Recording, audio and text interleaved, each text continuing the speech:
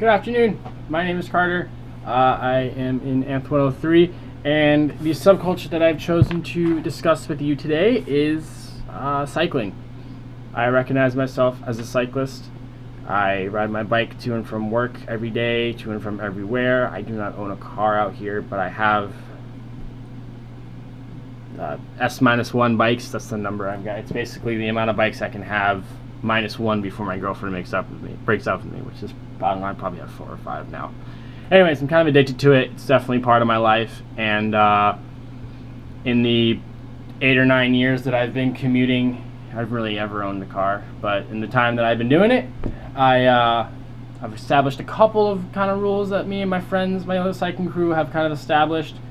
I'll run through a couple of them with you, and you're not exactly excommunicated if you don't follow them, but the elbows get a bit sharper in the pack, if you know what I mean. So the first one is pedal it, don't push it. We don't push bikes, we don't walk bikes.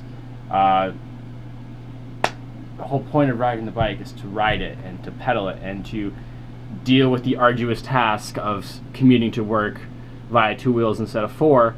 And if you push it, it kind of defeats the purpose, and it also makes cyclists kind of look a little ninny nanny sissy girl kind of thing. It's worth powering through it, no matter how steep the hill, going up or down.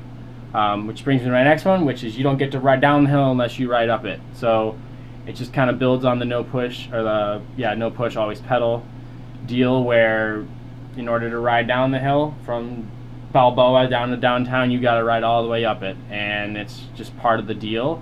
And it's, I don't know, it kind of puts that up on a pedestal and makes cycling more enjoyable because you're working the whole time. It's not just sitting behind a car in traffic, you know. Another part is you always buy new bicycle parts or new bikes from your local bike shop, as opposed to buying stuff online where, yeah, you can maybe save 30, 40, 50, even 80% on some stuff, but you're not supporting your local shop, which inherently can lead to them, you know, going out of business, which is nothing what it's not what we're looking for. You know, cyclists, we're local, small people. We like to stay in our little bubble. We're not trying to make a big world impact quite yet, except for decreasing our ecological footprints down to a minimal level. Another rule of cycling is if you wear Lycra, like the spandex shorts, you're supposed to, you know, shave your legs, whether or not you're a guy or a girl. It reduces drag per se, and guys do it to their arms, they'll bick their heads, they'll shave everything. Myself, I prefer to, you know, keep it a little bit grizzly, just because I don't know, I have lines, you know. Anyways, moving on from the shaving legs, one of the biggest rules of the Illuminati is it never gets easier, it only gets faster. So the hill you're going to ride up is going to be the same hill every day, right? So every day that you go at it and you try and do it as fast and as well as possible and as efficiently as possible, the next day you're going to get better.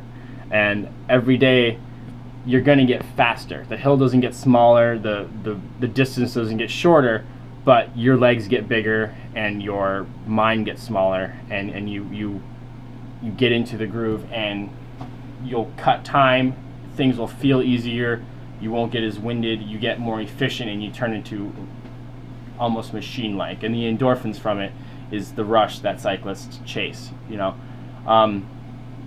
Cycling subculture, anyone's allowed to, you know, jump into it. I mean, I ride with old men, old women, young 16-year-old kids. I ride with little girls, the old guys, the whole pack. We all ride together, and the alley cats are fun, and the cycling subculture is really accepting. But like I said, we've got a couple rules that, I mean, they're more guidelines than rules, because we're very, like I said, all-encompassing. Cyclists come from all walks of life, and that's about all I have to say in my 5-minute video. I wish I could talk more, but I've actually got to get ready to go to work right now. So have a great day. Thank you for your time, and I hope that this is a little dip of the toe into the cycling world. Thanks.